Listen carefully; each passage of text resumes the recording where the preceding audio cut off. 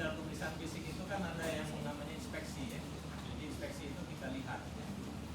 Jadi dalam pemeriksaan pembesaran kelenjar tiroid itu bisa kita lakukan posisi membelakangi pasien ya, atau bisa juga posisi ke depan pasien ya. Bisa juga seperti ini. Nah, namanya siapa Pak? Masih ya. Tinggal di mana? Ya. Dokter Zainal ini ada mahasiswa. Itu praktek bisa. Dalam tadi udah pernah ya. Jadi maaf Pak ya, saya mau coba periksa biar mahasiswa ini bisa belajar ya. Oke. Jadi prinsipnya kelenjar tiroid itu kita harus paham posisinya ya, atau dengan kata lain topografinya ya. Jadi topografi itu suatu keadaan di mana suatu kelenjar atau suatu organ tubuh kita dibandingkan dengan organ sekitarnya ya. Jadi kalau tiroid ini posisinya kan di trigonum ya, jadi bentuk segitiga di ini mentalis ya, submental sampai ke dimulai dari ini ya. Ini ada otot sternocleidomastoideus ya, tahu ya. Ini kan mastoid nih sampai ke sternum ya. Jadi kita tarik garis di sini dia ketemu di sini ya.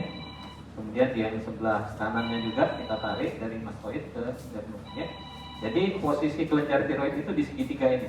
Jadi ini submentalis, kemudian ke sini, ke sini. Jadi di antara segitiga inilah posisi kelenjar tiroid ya. Kalau di luar itu berarti bukan kelenjar tiroid namanya ya. Paham ya? Di sini submental, segitiga di sini ya. Ini otot sternocleidomastoideus kiri, sternocleidomastoideus kiri dan kanan ya. Posisinya di situ, ada trigonum istilahnya segitiga ya. Ini harus ditemukan di situ posisinya ya. Jadi nanti kita bisa lihat ini. Ini kebetulan tidak begitu jelas ya. Nanti kalau itu pasiennya agak supaya lebih jelas agak didorong sedikit ya, Bapak ya. Begini ya. Jadi mungkin masih ada sedikit sih sebenarnya, tapi tidak begitu jelas ya. Tadi yang sebelumnya yang lebih jelas betul ya. Kadang-kadang ada pasien itu nonjol betul ya. Baik.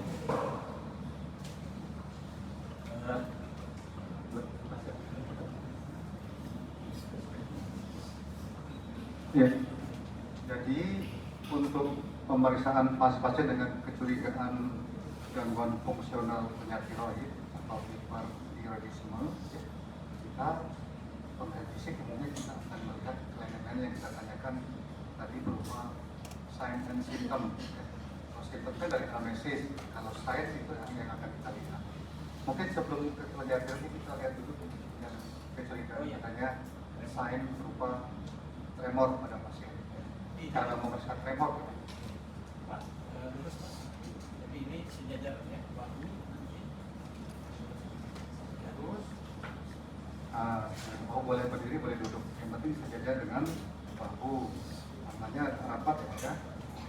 Kemudian di atas punggung tangan kanan kiri kita letakkan suatu benda yang tipis, kertas atau tisu ya. Ini sebaiknya yang jangan sudah terlipat-lipat. Ini kebetulan tisunya terlipat. Dari sini kita akan menilai dengan melihat ada tidaknya tremor ya. Kalau kita lihat ada nggak tremor ini? Ada. Ya, masih kelihatan tremor ya. Umumnya pasien terjadi tremornya tremor halus ya. Kalau kan ini tremornya tremor halus. Rasis masih ada tremor ya, tremor sebentar ya. Kemudian telapak tangan ya, biasanya telapak tangan pada pasien itu terasa lembab. Lembab karena keringat sekresi banyak keringat yang berlebihan ya, lembab ya, masih lembab ya. Nah, kemudian juga kita melihat ada tidaknya pembesaran pada leher. Pembesaran pada leher itu kalau kita lihat kasat mata kita akan terlihat. Tapi dalam kondisi normal ternyata tidak terlihat pembesaran, baik dari inspeksi maupun palpasi tidak terlihat. Nah, kalau kita melihat ini ada nggak pembesaran? Ada probandus. Lihat ada pembesaran ya. Nah, pembesaran pada penyakit tiroid kita harus bisa membedakan pembesarannya diffuse atau noduler. Kalau diffuse artinya tidak berbatas tegas, batasnya kita tidak tahu di mana. Sehingga sering disebut sebagai keluhan pasien umumnya pembesaran leher saja, bukan medular leher. Tapi kalau benjolan leher itu adalah pembesaran yang berbatas tegas yang bisa kita lihat baik dari inspeksi maupun palpasi, kita bisa melihat batas-batas sebagai pembesaran atau benjolan tersebut. Jadi sebagai pembesaran noduler.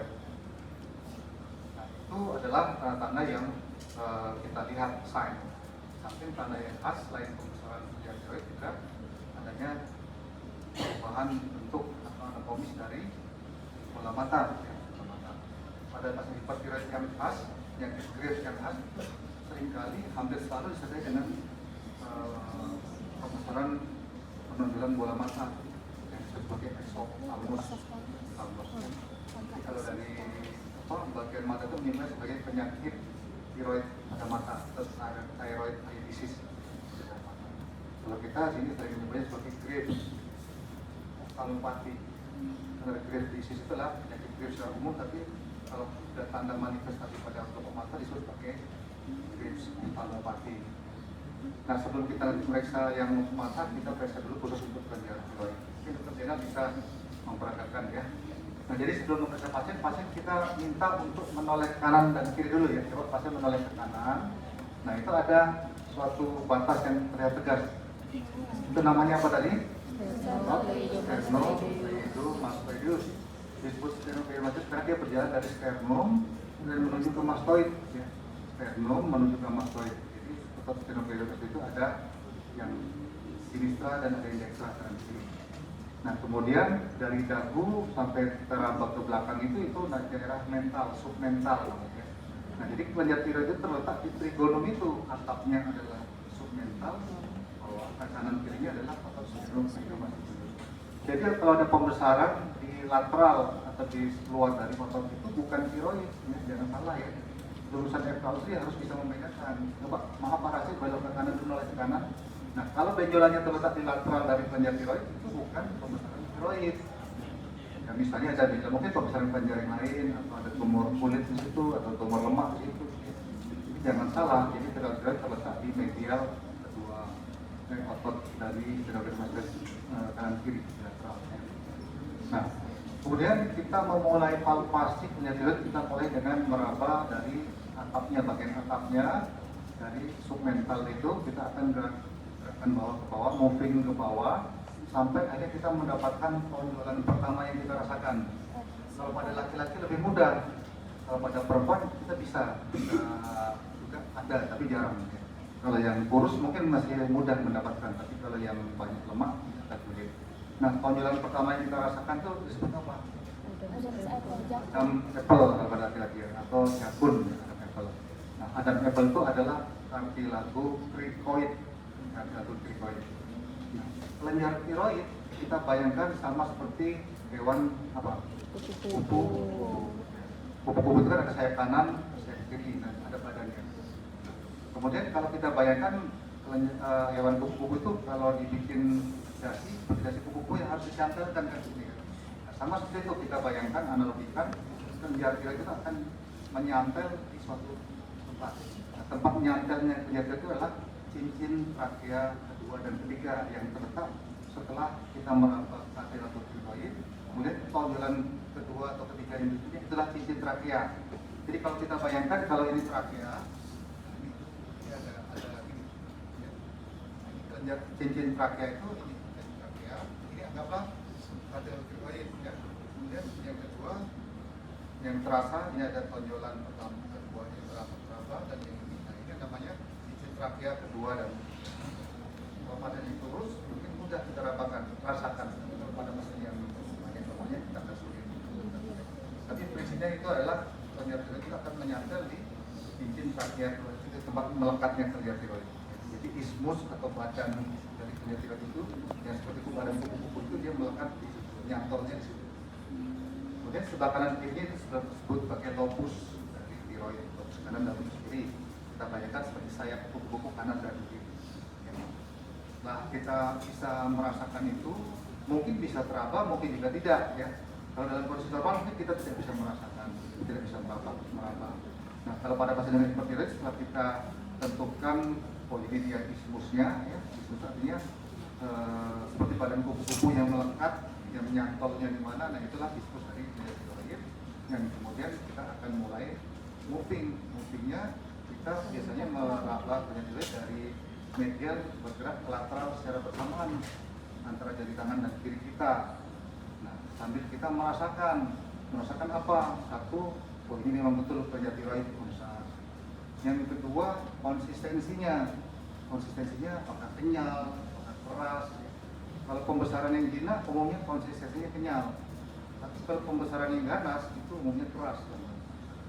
Dirasakan kita keras, seperti nodul yang keras misalnya. Sama seperti kalau kita meraba bola golf misalnya, itu kan keras kan, bola yang keras itu merupakan kecenderungan kita ke arah kemungkinan ganas. Ya. Kalau kenyal mungkin isinya hanya koloid tiroid atau cairan, bisa saja cairan. Ya. Itu gerakan lateral. Kita terus meraba, bisa kita ulang lagi dari medial ke lateral, bergerak terus sambil kita juga tanyakan, agak sedikit tekan, tanyakan pasien, ada rasa nyeri nggak Pak? Ya. Agak sakit. Nah, kalau sakit itu, nyeri itu harus kita bedakan apakah nyeri karena tekanan kita yang terlalu kuat atau nyeri karena inflamasi. Biasanya kalau nyeri karena inflamasi dari anamnesis sudah kita bisa tanyakan, nyeri nggak lehernya? Karena nyeri, nah itu biasanya kita konfirmasi dengan sedikit saja dia sudah merasa nyeri. Kalau dia waktu anamnesis tidak ada nyeri, saat kita palpasi tidak terasa nyeri, mungkin tekanan kita berlebihan, harus kita kurangi. Intinya pemeriksaan itu harus dengan tindakan yang jangan membuat pasien tidak nyaman. Ya. Seperti tercekik, misalnya kita tekan terlalu kuat, tapi tidak boleh.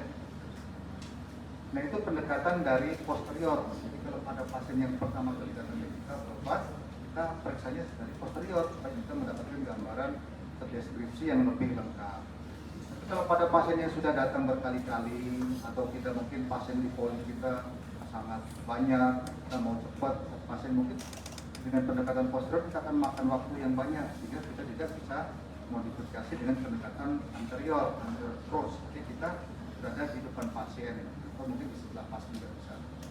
Pasien kita mulai meraba dengan membuat formasi seperti cincin pada tangan kita, jari telunjuk dan ibu jari kita itu untuk memeriksa. Jadi seperti cincin kita memeriksa dengan memeriksa. Ya. Jadi tapi gambarannya biasanya kita tidak terlalu lengkap kalau kita dari posterior. Semuanya pasien yang mungkin sudah datang kedua ketiga kali kita sudah mengenal pasiennya, kita boleh dari posterior. Nah khusus untuk pengukuran, kalau zaman dulu yang masih serba manual, kita punya alat pengukur untuk mengukur pembesaran kadar tiroid dengan menggunakan alat yang disebut sebagai kaliper namanya. Ada contohnya gambar dari kaliper, alat logam yang seperti ini, dia bisa digeser untuk pengukuran dalam sentimeter atau dalam inci bisa melihat. Jadi diukur diameter terbesar pertama dikalikan diameter terbesar kedua. Jadi dua dimensi saja kalau kita melakukan pemeriksaan dengan alat secara manual dengan alat. Tapi kalau zaman sekarang kita sudah jarang, karena kebanyakan kita sudah menggunakan alat pencitraan yaitu dengan ultrasonografi yang kita bisa mendapatkan gambaran bahkan sampai 3-4 dimensi, ya, minimal 2 dimensi kita bisa periksa, tapi dengan yang lengkap dia bisa 3-4 dimensi untuk melihat gambaran pembesaran tiroid. Ya.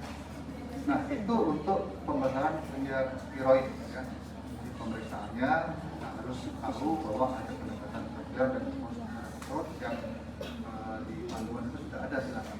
Ya, kalau merasa lengkap mungkin kita bisa download lah anamnesis pemeriksaan fisik tiroid lengkap banyak sumber yang bisa kita gunakan. Selanjutnya kita periksa khusus untuk organ mata, ya. Pertama dari inspeksi kita melihat ada tidaknya pembesaran atau penonjolan dari bola mata, pupili. Kalau pembesarannya menonjolnya jelas dari depan saja kita bisa melihat. Tapi kalau mungkin ada ragu kita bisa melihat dari lateral. Dari lateral kita melihat apakah ada tidaknya penonjolan dari bulbus pupili, ya, baik kanan maupun kiri. Nah, penyakit tiroid pada mata itu bisa mengenai satu atau dua sisi. Ya. Ada yang dua sisi, dua-duanya kena sama-sama status. Ada juga yang hanya satu sisi, unilateral. Nah, yang unilateral itu kadang-kadang pintu masuknya melalui departemen mata atau bagian mata. Jadi berobat ke dokter mata karena ada penonjolan, tapi dokter matanya sudah punya pengalaman dan ini mengatakan bahwa kemungkinan penyakit tiroid sehingga di-refer ke penyakit dalam untuk kepastian diagnosis apakah ini dari tempat tiroid bukan. Itu untuk bola mata. Tinggal kita melihat kalau memang ada pembesaran bola mata dan ingin memastikan apakah ini dari pembesaran bola mata akibat penyakit tiroid pada mata, itu kita harus melihat adanya tanda-tanda yang umumnya kelihatan pada pasien dengan Graves' ophthalmopathy. Ya. Ada beberapa tanda seperti di samping itu ada tanda seperti tanda Mobius, ada tanda von Graves, ya, ada tanda Stelwa, ada tanda Geoffroy dan lain-lain. Yang pertama yang paling khas pada pasien dengan penyakit tiroid pada mata, penyakit mata tiroid ya, thyroid eye disease, penyakit mata tiroid ya. Jadi akibat dari penonjolan itu tentu akan mengganggu fungsi dari organ-organ di sekitar bola mata. Yang pertama kita lihat adanya yang disebut sebagai tanda-tanda lid retraction ya, lid retraction. Jadi dalam kondisi statis, pasien statis tidak kita minta untuk bergerak atau tidak menunggu perintah kita melihat saja ada tidaknya lid retraction. Jadi lid retraction adalah bila kita mendapatkan kelopak matanya nggak kelihatan, ini kan masih masih kelihatan kan. Jadi kalau kita tarik ke belakang seperti garis saja, itu namanya lid retraction. Jadi dalam kondisi statis tanpa kita minta untuk menggerakkan bola mata, ya kelopak matanya tertarik ke belakang seperti garis saja gitu. Kalau Pak Grasi, kelopak matanya kan masih kelihatan. Gitu, ya. Itu namanya lid retraction kalau dia tidak kelihatan lagi kelopak matanya. Nah setelah itu kita minta pasien untuk menggerakkan bola mata mengikuti perintah kita. Jadi ini jari kita sebagai objek, kita minta Pak Rasid untuk mengikuti gerakan kita ke bawah. Kita lihat apakah kelopak matanya ikut bergerak ke bawah atau tidak. Tapi pasien tidak boleh nunduk, ya. Lagi Pak. Nah, bila kelopak mata salah satu atau dua-duanya mengalami keterlambatan untuk mengikuti gerakan bola mata, itu disebut sebagai lead lag. Lead lag nama lainnya tanda von Graves atau lead lag, ya. Nah, kalau kita lihat Pak Rasid, maaf ya, lebih hebat ya. Ada tidak lead lag? Ada nggak? Ya.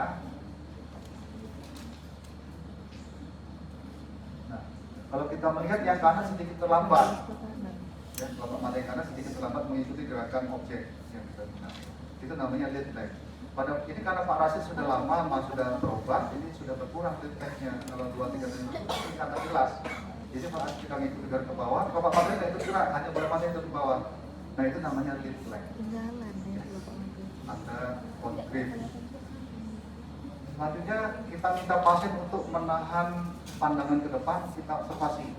Dalam 1 menit kira-kira dia bisa tidak menahan untuk berkedip, ya. Kalau dalam 1 menit dalam kondisi normal, kita biasanya 1 menit nggak tahan, berarti berkedip. Nah, pada pasien Graves, ophthalmopathy, itu dia tahan lebih dari 1 menit tidak berkedip. Nah, itu namanya tanda Stelwa. Jadi pasien bisa tidak berkedip dalam jangka waktu lama, dia tidak berkedip. Itu tanda Stelwa. Selanjutnya ada yang disebut tanda Rosenbach.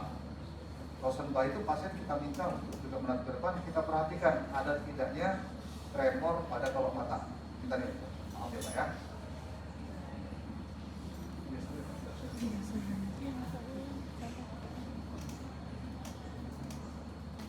Nah, kalau ada tremor seperti ya pada kelopak mata itu namanya tanda Rosenbach. Karena Pak Rasid sudah berobat, dia tidak begitu jelas lagi tanda Rosenbach. Ya, ternyata kita perhatikan kalau berubatan dengan penyakit tiroid pada mata, kalau ada ketemu itu berarti dia memang ada tanda Stelwa. Ya. Kemudian berikutnya tanda Geoffroy. Kalau pada tanda Geoffroy, pasien kita minta untuk mengerutkan kening. Pak, mengerutkan kening Pak. Nah, ini mengerut keningnya. Jadi tanda Geoffroy negatif. Kalau pada pasien dengan penyakit Graves yang belum berobat, ditanya dengan esophagus, umumnya saat kita minta mengerutkan kelopak mata dia datar saja. Kita pakai topeng. Itu namanya tanda Geoffroy. Nah yang terakhir, pasien kita minta untuk melihat objek yang kita gerakkan menuju ke matanya. Di tengah, ya, ada di tengah, itu jadi ada. Nah, pandang ini fokus ya Pak ya, kemudian digerakkan menuju ke nah,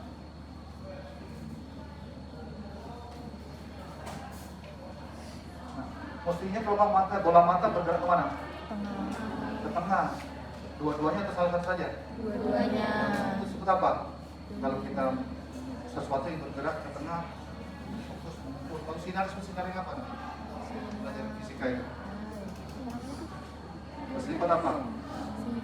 Mengumpul. Ada yang menyebar. Kalau mengumpul disebut sebagai. Kalau saya dulu biar nggak lupa, ngumpul kata dasarnya kumpul, jadi K, convergent. Kalau menyebar, divergent. Pada fase dengan Kirchhoff-Patti, dia tidak bisa mempertahankan konvergensi, sehingga saat objek digerakkan ke bola mata, salah satu bola mata langsung konvergensi sebentar, tiba-tiba lari lagi, mirip strabismus. Seperti strabismus itu namanya tidak bisa mempertahankan konvergensi.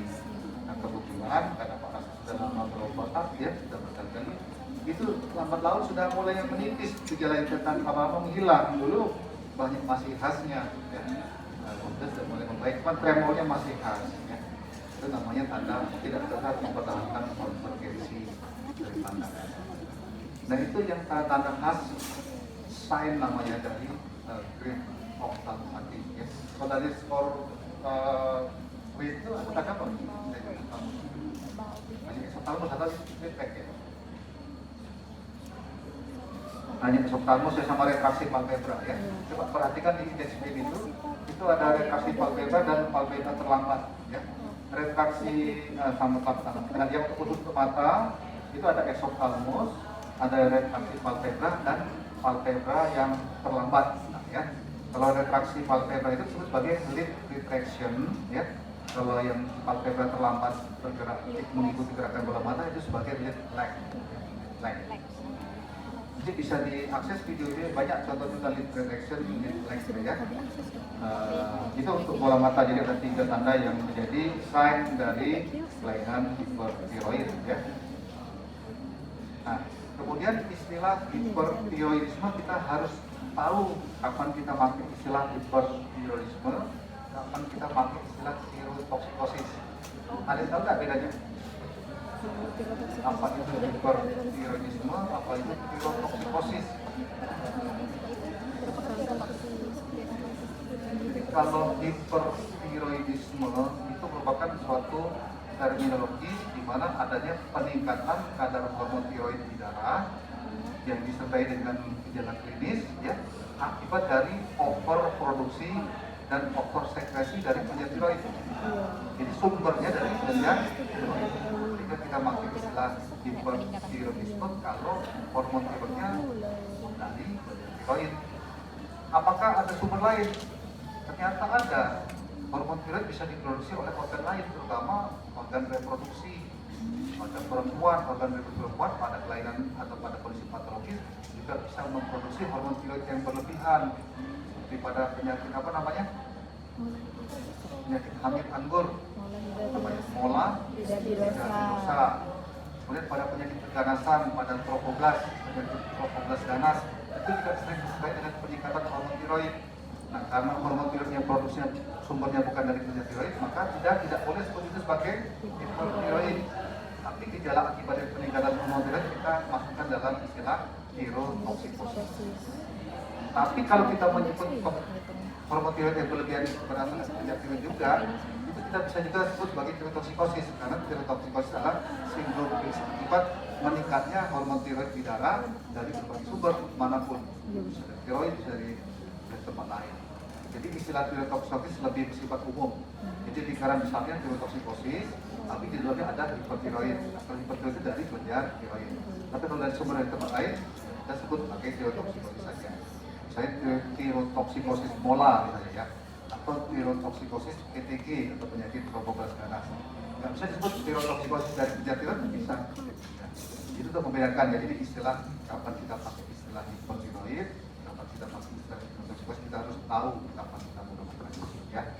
Jadi kalau pada pasien yang ada gejala khas seperti Pak Rashid ini disebut sebagai hipertiroidisme.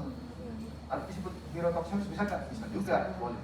Tapi kalau pada pasien dengan mola dan grafik meningkat, kita hanya disebut tirotoksikosis saja. Atau dulu istilahnya stroma opalidi, ya. Istilah lama stroma opalidi, tapi istilah jarang kita pakai.